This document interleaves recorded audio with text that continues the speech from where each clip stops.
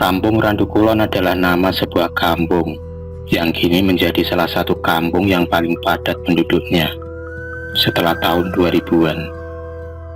Namun, dahulu sebelum masa pendatang berdatangan dan menghuni lahan kampung ini pernah menyimpan beribu cerita misteri.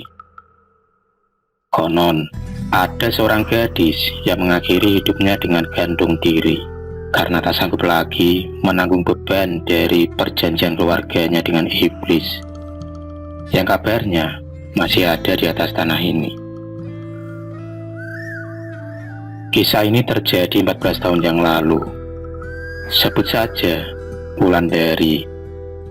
Nama itu tidak akan pernah dilupakan di kampung ini. Bukan karena dia seorang yang berprestasi, melainkan karena kematiannya yang dianggap ganjil oleh para warga. Bahkan kematiannya sendiri masih menyisakan misteri hingga saat ini. Lahir di keluarga yang sederhana membuat Wulandari dikenal sebagai gadis ayu kembang desa yang selalu mendapat puja-puji di sana-sini. Namun, malam itu ketika bulan tak menampakkan diri, ketika suara serangga malam sunyi tak berbelit, terlihat seseorang dari bawah rumah gedung yang disebut warga sebagai rumah terbesar di kampung ini. Yang tak bagaimana, keluarga dia yang awalnya bukanlah keluarga kaya raya disulap hanya dalam beberapa bulan menjadi sebuah keluarga yang terkaya dan termasyhur. Meski menyimpan tanda tanya besar, namun semua warga tahu ada yang ganjil dari keluarga ini. Malam itu, tak sengaja, Pak Yono melihat sekelebatan bayangan di kamar atas, tampak sedang melayang berayun. Pelan, namun terlihat jelas. Sontak saja, Pak Yono membangunkan seisi rumah, dan dilihatlah bayangan itu di dalam kamar. Malam itu adalah malam di mana tubuh Wulan tergantung dengan kepala dijerat tali tambang. Sontak, semuanya kaget, tak terkecuali Pak Didi. Pak Didi adalah ayah sekaligus orang tua yang kini menarik perhatian warga kampung. Apa yang disembunyikan Pak Didi?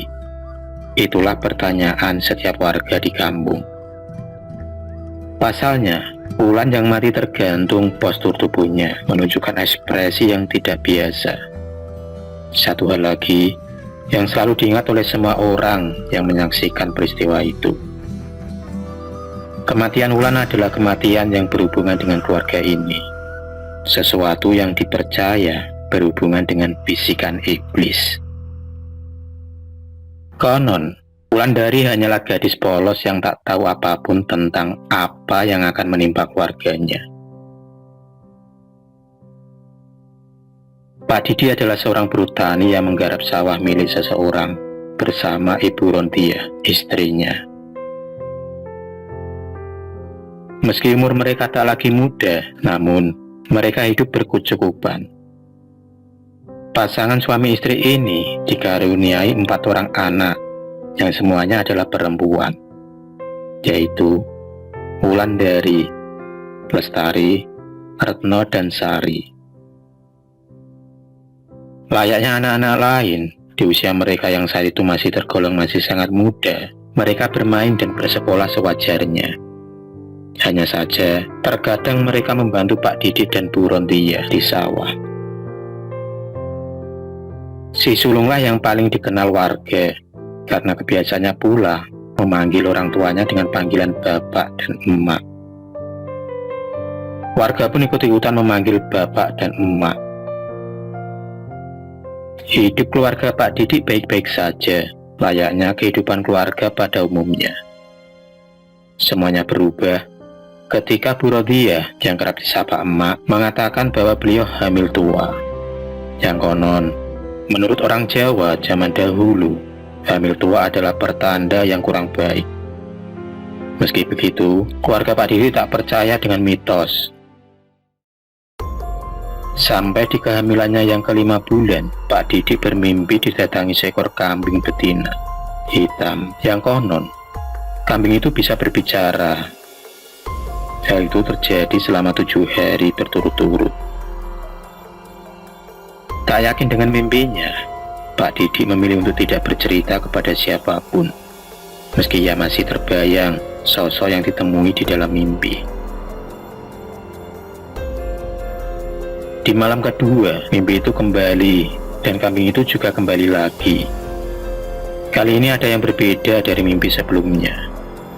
Badan si kambing tampak membesar, seolah-olah ia sedang mengandung. Namun, malam itu ia hanya mendengar suatu kalimat, "Jati Apit."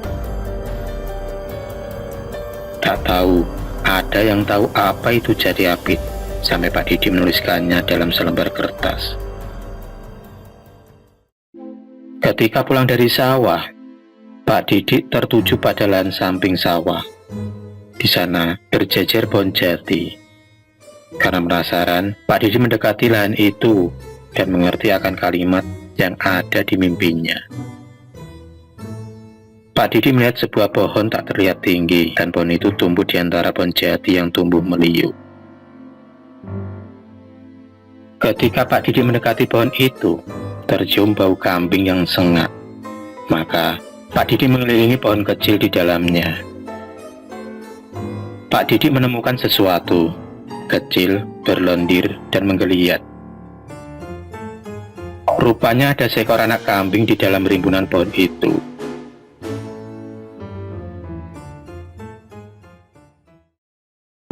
Petang itu, Pak Didi kembali pulang dengan menggendong anak kambing misterius itu. Sesampainya di rumah, Bu Rodialah yang pertama kali curiga karena melihat Pak Didi menggendong sesuatu. Setelah perdebatan yang panjang, akhirnya pasangan suami istri memutuskan untuk memeliharanya. Dan malam itu juga, Pak Didi membuatkan kandang kecil. Malam itu, ketika Pak Didi tidur, Ibu Rodia mendengar suara tertawa menyerupai anak bungsunya, yaitu Sari. Segera Bu Rodia keluar kamar dan mencari asal suara itu. Tapi, suara itu terdengar dari luar rumah. Bu Rodia pun membuka pintu, dan ternyata suara itu berhenti di kandang belakang. Tak disangka, Bu Rodia melihat anak kecil tengah meringkuk di pojokan kandang. Kaget bercampur takut. Sosok itu hanya diam. Dan tiba-tiba, sosok itu mulai bergerak dengan mata merah menyala, lalu merangkak cepat menuju ke Bu Rodia. Keesokan paginya, dengan wajah pucat antara percaya dan tidak percaya, Bu Rodia menceritakan hal ini kepada Mbok Warti. Mbok Warti adalah tetangga dekat Bu Rodia.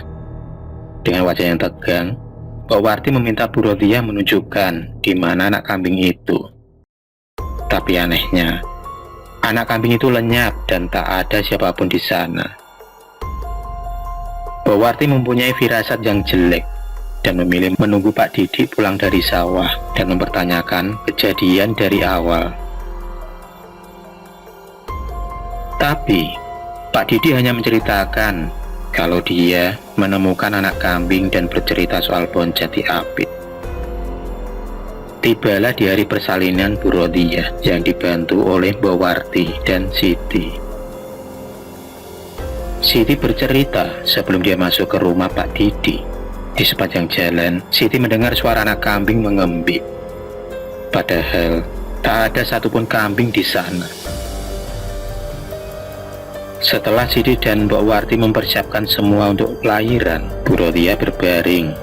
Dan ketika baju Bu Rodia diangkat oleh Siti, maka saat itulah Siti tak bicara banyak. Perut Bu Rodia menghitam sangat hitam, dan itu ganjil.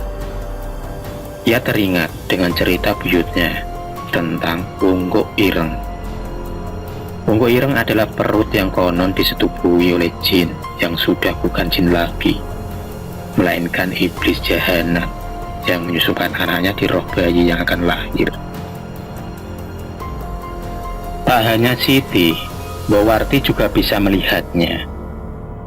Tangan dan badan mereka gemetar hingga wajah mereka pucat pasi. Ini bukan pertanda buruk, melainkan petaka, dan petaka yang paling ditakuti manusia. Mereka tahu apa yang akan terjadi selanjutnya, tapi tak bisa menebaknya.